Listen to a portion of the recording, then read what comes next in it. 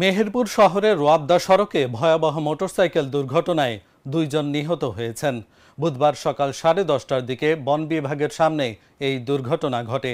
নিহতরা হলেন গাংনী জনস্বাস্থ্য প্রকৌশল অধিদপ্তরের উপসহকারী প্রকৌশলী ও মেহেরপুর সদর উপজেলার গহরপুর গ্রামের বাসিন্দা ইঞ্জিনিয়ার মাহফুজুর রহমান কল্লোল এবং মেহেরপুর শহরের শেখপাড়া এলাকার আব্দুস সামাদের ছেলে আকমল হোসেন।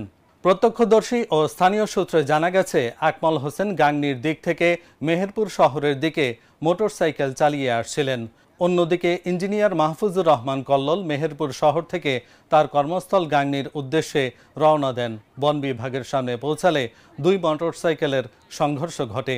দুর্ঘটনার তীব্রতায় দুজনই রাস্তায় ছিটকে পড়ে গুরুতর আহত হন। স্থানীয়রা দ্রুত তাদের উদ্ধার করে মেহেরপুর 250 শয্যা বিশিষ্ট জেনারেল হাসপাতালে নিয়ে গেলে কর্তব্যরত চিকিৎসক তাদের মৃত ঘোষণা করেন। মেহেরপুর সদর থানার ওসি শেখ মেজবাউদ্দিন আহমেদ জানান, খবর পেয়ে ঘটনাস্থলে পুলিশ পাঠানো হয়েছে। লিখিত অভিযোগ পেলে ব্যবস্থা নেওয়া হবে।